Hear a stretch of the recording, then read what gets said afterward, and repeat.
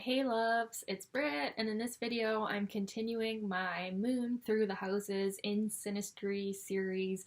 In this video I'm going to talk about what it means to have your moon falling into someone's third house or their moon falling into your third house in Synastry. This is another one that I think is super underrated. Third house and ninth house Synastry can be just super underrated and not talked about um, as much as I think that it deserves to be talked about. So this one, while it's not necessarily the most emotional place for someone's moon to be falling in, this one tends to give a lot of mental compatibility and ability to live together. So the third house represents our mind and, short trips, kind of like the day to day.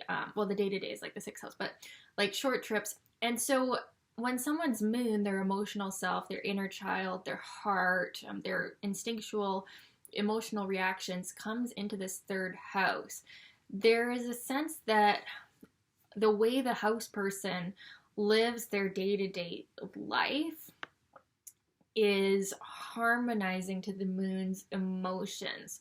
So, and they generally want to communicate with this one. And there can be a lot of emotional communication. And there can be the ability to live together without pissing each other off. Now, you'd have to look at the aspects to the person's moon, because like if it was making squares to Uranus and Neptune, in the synastry, like that's going to be a bit uncomfortable, right? But generally, a positively aspected moon in the third house overlay, you're really going to be able to get along on a day-to-day level, because the moon does represent our day-to-day emotional experience. And for that to be falling into someone's third house, it's like the moon person classifies the third house person as someone who they can be themselves with, they can share their feelings with, they can live and, go on short trips and go about their day-to-day life and generally be accepted by that house person. So this one gives a feeling of comfort and ease in ability. And the third house person, they really feel like they can share their ideas. They can talk to the moon person, and the moon person might even feel like their house person, their partner, is like really smart or like really unique in the way that they think about things. And the third house can sometimes be like so lighthearted that it almost feels like, buddies or siblings. Even the third house rules siblings.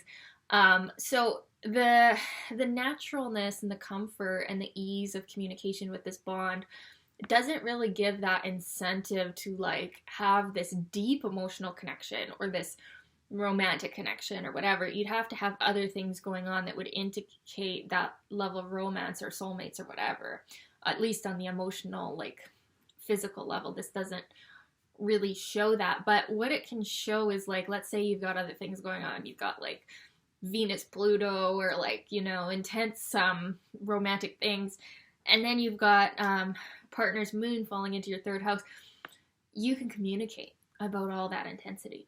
You can like set aside some of that other stuff and really just be able to understand each other and talk to each other and emotionally connect with each other. And there's like a basic agreement on the day-to-day like fluctuations and the living situation. So this one can be very good, very underrated. It can really do a lot to like lighten the mood. Same with moon in the 11th house overlay. Like these are the kind of overlays where you can see people getting along really well and having other aspects like that you'd be like, how are they getting along? And then you look at the overlays and it's like, oh, moon's falling in the third and then moon's falling in the 11th. Okay, so they feel like they're friends, with this one.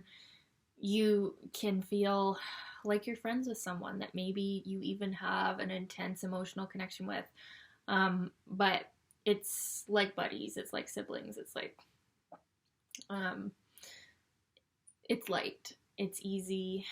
Yeah, so the moon person can really feel like a rightness about, yeah, the way the house person acts, and just their ability to like merge lives. It kind of like enlivens both of them, and like the house person can feel like the moon person is like a delight, like a delightful companion, because they're bringing their energy, their heart, their inner child self to this, um, more lighthearted place in their chart that represents their mind and how they think about things. And so, what can also happen too is like with the third house, with the ninth house, mentally, we can feel like we're growing a lot in this connection, because these houses do represent the mind too.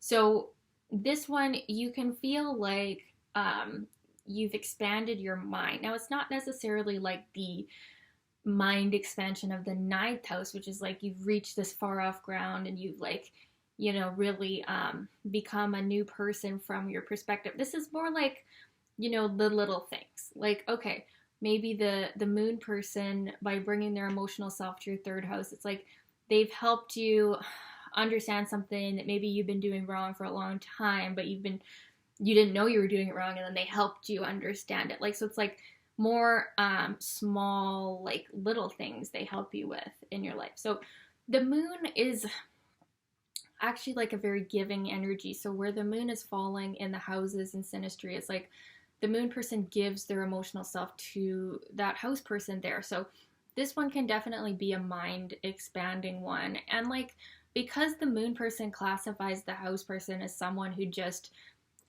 intellectually sees things right, that can really actually help the house person in their confidence in their own ideas and their ability to communicate. Like, my late husband's moon was in my third house. And when I was with him, I had so many ideas. And so, like, my mind, like, I would have to just, like, go leave the room and, like, just start writing. And I would just write, and I would just write. And I would create courses, and I would, I had, so many ideas. His moon was also opposite my Jupiter in the ninth, too. So that could be part of it. But, you can feel like when someone's moon is in your third house, you can actually think clearer with their presence. And you could even have Neptune stuff going on. And you still, like, they help you articulate yourself better. They help you become clearer on your own ideas and your own thoughts. So it can be a very mentally stabilizing position. And also, yeah, like the day-to-day stuff, like you can do a lot of short trips together, traveling around your town, seeing things you've maybe never seen in your own town. That's kind of normal for third house overlays. I did mention that, I think, with Mars in the third house overlay, where you can end up going to places in your own city that you've never been. Well, it's sort of similar with the moon.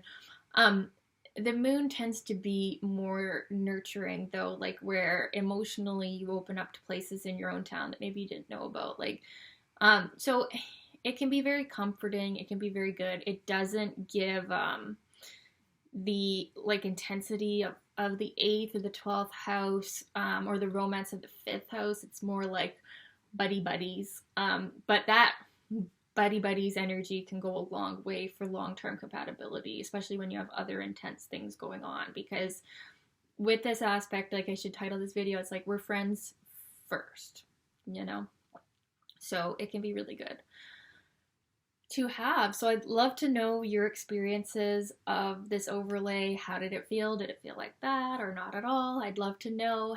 And I am doing your requests. Let me know what you would like me to talk about on a video. And we'll talk soon. Love you guys. Bye.